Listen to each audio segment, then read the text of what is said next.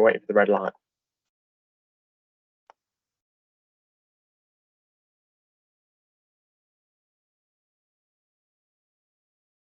Good afternoon, everyone, and welcome to this week's Team SFH Team Brief. The eagle-eyed amongst you will notice that I'm not Paul Robinson, I'm not your Chief Executive, I'm Rich Brown, as it says over on one of my shoulders, and I'm Head of Communications for the Trust. So I'm really pleased to be able to bring you this week's Team Brief. It's my first time presenting it, so it would be kind, and I'm sure with the help of Jess, working the magic behind the scenes, and with our guest speakers, we should be able to lead me through it just fine.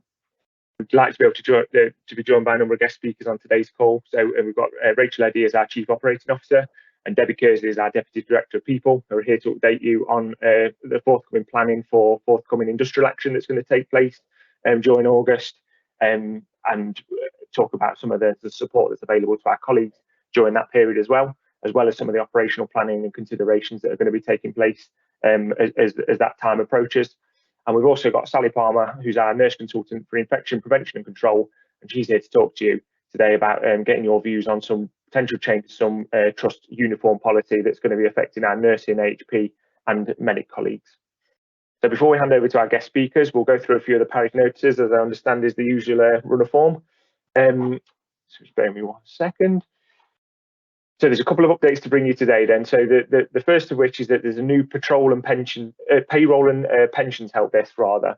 So the payroll team have a new help desk system which is in place, which means that colleagues can now contact the team via phone for any payroll, expenses, salary sacrifice, pension queries.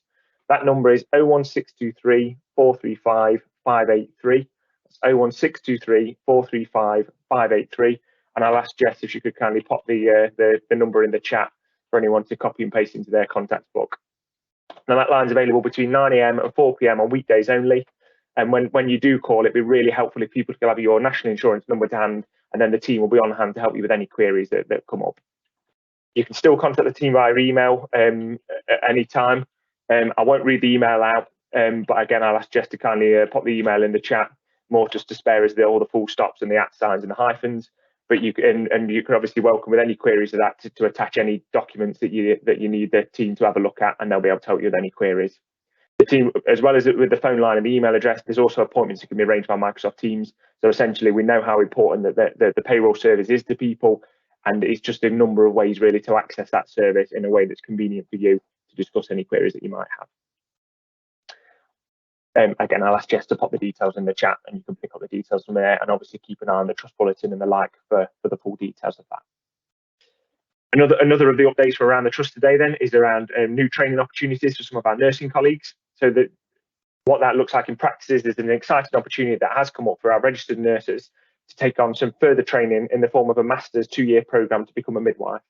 That course is run by the University of Derby, and there's some funding coming in nationally from Health Education England. So if it's something that you are interested in, obviously speak to your line manager in the first instance, but also have a look out on the bulletins and the like for the details. There is an open day that will be coming up on Monday, the 9th of August at Derby University, and that's taking place from 3 o'clock onwards. And they're really useful examples, like with our Step into the NHS event, to sort of go under the skin of some of these, the detail of what we're describing today, find out a little bit more and ask any questions you might have. That'll be at the university, as we say, and we'll share the details on the bulletin. And if anyone's interested in finding out either of those courses, they can contact Jane Partridge or Sharon Parker to have an informal chat and discuss that in detail. And the final parish notice then from around the trust. I was promised there would be no too many contentious topics on this week's call, but we've had payroll already, and the second one is parking. It's just to let you know that at Kingsmill Hospital that there'll be a closure of the Northfield car park for a short period. So that's for those of you who are not familiar with the title of that, it's the gravel car park that's opposite the opening of the FM yard. So the reason for that closure will be that there's some repairs needed to that car park. Those will be taking place between 6 PM this Friday, which is Friday the 4th of August, and 6 PM on Saturday, which the following day, which is the 5th of August.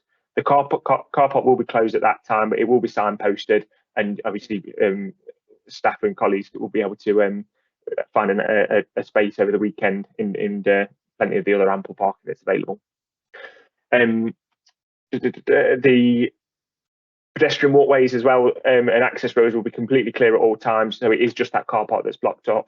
But if you do have any issues over the weekend with the car park or the work that's going on, please call extension 3005 and the help desk will be able to support you with that. I'm really happy to take any questions on that at the end. As with all of our guest speakers and our parish notices, if anyone does have any questions, feel free to pop them in the chat, and we've got time on the agenda to revisit those. And if we haven't got the answer to those questions ourselves, we'll bring it back and we'll make sure that those are answered for you offline. So without further ado, then I'll hand over for our first round of guest speakers. So to Rachel, Eddie and to Debbie Kearsley, we're going to update us on the planning and the support that's available ahead of 2 further periods of industrial action. So Rachel, I'll hand over to you. Thank you. Thank you very much, Rich. So morning, everyone, or just afternoon, I think. So you'll probably be aware by now, because it's obviously already been in the press, that there are 2 further periods of industrial action planned. So firstly, we have a junior doctor strike between 7 o'clock on Friday, the 11th of August, until 7 o'clock on Tuesday, the 15th of August. So just over 4 days, 96 hours, I think. But again, taking us over a weekend, which gives us some particular challenges. I think this will be the 5th junior doctor strike we've had since industrial action started. Obviously, since the last paid discussions have stalled. And then following on from this, we've got just 9 days later, the consultants will also take part in industrial action for a second time. So that will be for a period of 48 hours from 7 o'clock on Thursday, the 24th of August to 7 o'clock on Saturday, the 26th of August. So whilst that's a Thursday or Friday, it then obviously runs into the bank holiday weekend, with Monday being the August bank holiday Monday. So that gives us 5 days of a not normal weekday service, which is again going to be very challenging, I know, for our teams and for our patients. As a trust, we really understand the importance of good pay and conditions for staff, and we really hope to see an end to this industrial action soon. But in the meantime, we're working really hard to plan through these 2 periods of impending industrial action to make sure we've got the most robust plans we can put in place to get cover for all of the staff that will be exercising their right to take industrial action. So divisions are working hard at the moment, particularly on the junior doctor strike that comes first, to populate those rotas. We're meeting this afternoon to go through those plans for a first time, but too early really to say what the position is. It's reassuring that in previous strikes we've managed to cover pretty much all of what we've needed to cover, but obviously we know that as more time goes on, people might be less willing to step up, particularly over the summer period when people have got leave booked. So obviously we're expecting to have some challenges this time around, but working hard to address those. And we're really committed to ensuring that you're properly supported as teams through the industrial action. Just as a reminder, there's an FAQ page on the intranet.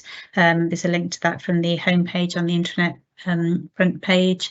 So lots of questions around plans and pay and all sorts of things in there if people want to look at that.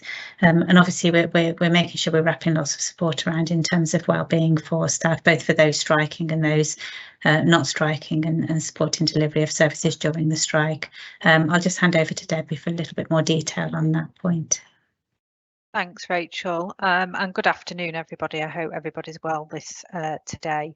So our aim as a trust, we have a commitment and a passion to maintain our people's physical, emotional and mental health, well-being all of the time, but we recognise the impact that industrial action is having on our teams, those who are covering, those who are also taking industrial action, and all teams that are supporting the delivery of patient care.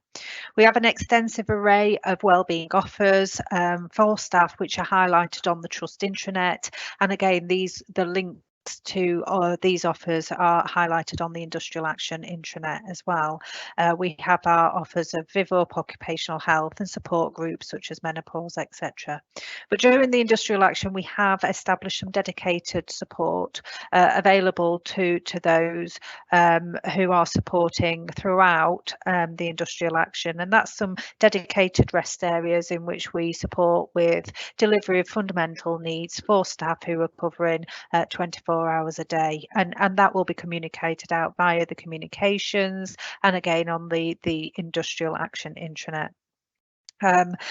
Just another thing to update on in terms of the industrial action, you will have noticed the last few times that we haven't had a picket line. Nothing's been confirmed as yet, but if we do have a picket line, it'll be at the front of the hospital outside the main hospital entrance of the KTC, but actually on the A38.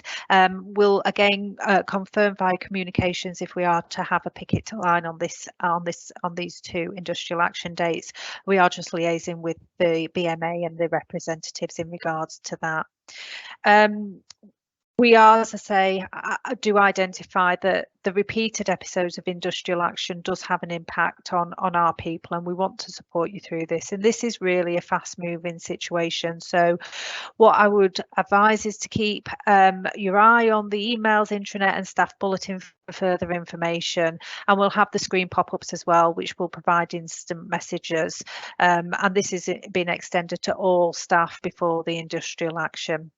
If you have any questions, then you can speak to your divisional management team, your line managers, but equally, if you have any questions that you want to ask Rachel or I, then please pop them in the chat. Thank you, Rich.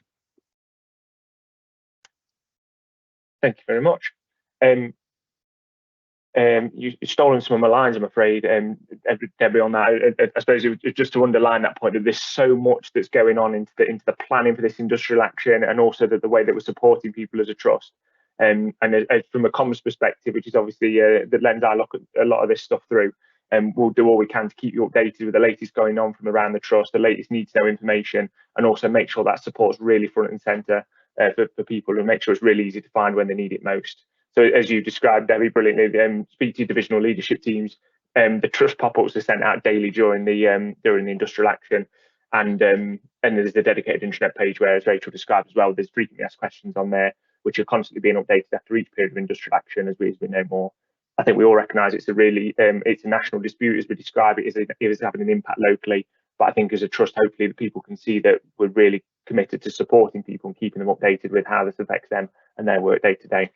I will say as well that if anyone feels we're missing the trick in terms of how we keeping people updated or feel we can better support them, we're really open to suggestions. So please do feed that back. It really helps to make the service better.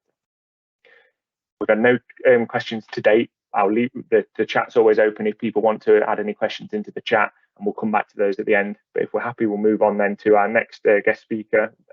Rachel, Debbie, thank you for that input. And Sally, I'll bring you in if that's okay to talk us through some uniform policy changes that you're looking to get people's views on. Thank you. Afternoon, everyone. So I'm here today to talk about the dress code and uniform policy. So it is coming up for review, and one of the things that myself and Yvonne Simpson are leading on is we want to look at doing a consultation with all teams across the trust to look at whether we continue to maintain the staff have to get changed at work, or whether you can come to work and travel in your uniform. Is one of the main things up for consultation during this policy review. So in order for us to get some insight from yourselves and from all teams across all three sites, is we're going to be doing some consultation sessions. So you will be seeing those coming out via communications. There'll be an intranet page set up for this. Screensavers will use it. We're starting those consultations from the 15th of August, and they will run through the rest of August and September. And we want to have as many people input as possible, because what we will do is we'll let people vote during those consultations as to what they want to happen, and we will go with the majority of staff members. So if the majority want to continue to get changed at work, then we'll maintain that. But if the majority want to go with travelling to and from work in their uniforms, again we will be able to do that as well. So there's lots of different things. So we will be putting, as part of the consultation, we'll be putting forwards the advantages and disadvantages and things as well to yourselves. But we think it's really important to be able to give yourselves a voice in this and show us what you would like us to do and how we move forwards. And that will be, as I say, on dress code and uniform. So we'll be talking about both, because it's not just about staff who are provided a uniform. There's other things within the dress code policy as well that we will be looking at as part of that. That's the main points for me, just to let you know that will be coming. Fantastic. And what's the timescales for that, Sally? How soon can we expect to see something on that? So the first date of consultation is the 15th of August, and our last date that's booked currently is the 29th of September. The policy renewal is actually due by December, so we'll need to take it through all of the ratification groups prior to that. So we're hoping in the next sort of 4 months we'll have some information and be able to make those changes and notifications to teams with that. The one thing I suppose I do want to stress is that we do ask that all staff do follow the uniform policy currently and do not travel to and from work in their uniforms. We are seeing a little bit more of that, but at the moment the policy hasn't changed, so we are asking that staff do stick to our policy at the moment, and with a view that we are reviewing it. So playing devil's advocate then, Sally, why does that matter from an IPC perspective? So there's varying reasons, obviously. From an IPC perspective, I will be honest, there's not loads of evidence because we've not done lots of studies on this, but it is around what we're coming into contact with and things. We do see a lot of patients with infections. We know that some of those organisms live on different types of surfaces and things, and obviously there is that risk with travelling to and from work and transferring that from different surfaces. And then there's also the professional side of wearing a uniform outside of work as well. The expectations if people see you outside of work in your uniform, we know we've received various concerns from the public when staff members, whether they be our staff members or not, to be honest, in sort of Morrison's, in McDonald's and things in a uniform. And that's not necessarily our teams, but people do raise concerns with regards to seeing that. And that's from a professional perspective as well. That's really useful, thank you. And I think you alluded to this as well, but this isn't just a nursing and AHP focus, is it? This is looking at our medic workforce and our non-clinical workforce as well, presumably. Yes, absolutely. Yes, this will be looking trust-wide at all disciplines. Yeah. And across all our sites as well. Across all sites, yes. Yeah, and we will be taking the consultation across all sites. So we will be having consultation sessions at Newark and at Mansfield Community as well. We won't just be holding those sessions on site at Kingsmill.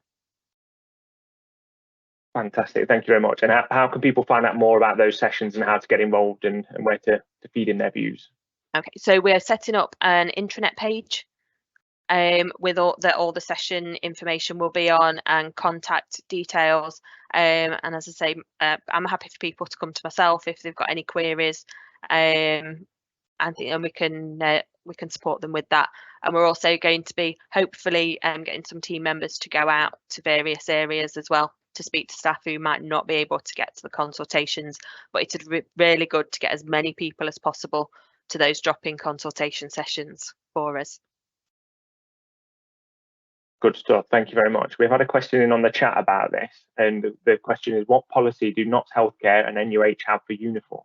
And I suppose the follow-on question is, will we be considering our own position in line with those?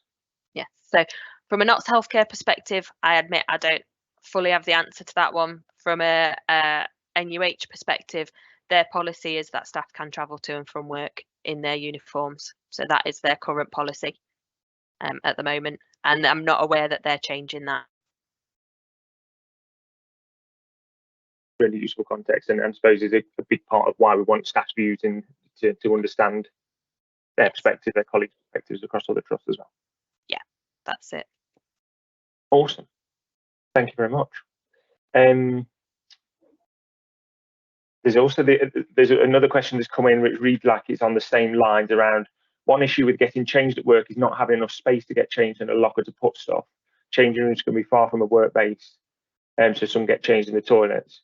How well set up are we as a trust in terms of changing spaces? So this is one of the reasons why we're having this consultation and looking at this, because currently we appreciate we don't have enough facilities, and for everybody to be able to get changed in the changing areas. So we do have Old Ward 1 as a changing area, shower area, and we've got a couple of other areas, but we do appreciate that this isn't as adequate as it could be for the number of staff that we have now, and we know that is difficult and people are getting changed on the wards, and things. So that is another reason why we're having a look and looking at these changes. That's really useful context, and I think, like you say, it's a big part of that consultation, isn't it, to understand the issue better, understand how people feel about it, and again, it comes back to that industrial action point around how can we support staff better. Absolutely. Fantastic. And another question, it seems to be the topic that's got people going this afternoon, is it nursing uniforms and/or theatre scrubs, or both? It's both. It's definitely both, because we shouldn't be going to, you know, if we're not nurses in their uniforms, and AHP shouldn't be going to and from work in the uniforms, and we shouldn't be going to and from work in scrubs either. They are part of our uniform at the moment, and if we make that change for one, we will make it for the other as well. Obviously, people who have been in theatres would have to change the scrubs, irrespective of what the policy is, because they have to change scrubs as they come out of theatres if they've been in there. That's great. Thank you for clearing that up. We've had no further comments on the chat, but we'll keep that open for the time being. And nothing further on the industrial action point either. So 15th of August, release Sally is the date to look out for, and it'll be across all the trust comms channels, intranet, bulletin. Yes, yeah, absolutely. Brief as we described. Keep our eyes peeled for it. Thank you very much. So, save for any last minute questions, or is it for the questions keep coming? Is it for walking around on site too? So if we're walking around, if we're on site as part of our day, then we're okay to walk around, and you are okay to travel between sites if your uniform's covered. Currently, it's when we're going off of at the moment. If you're leaving site to go to or from work, then you have to change your uniform.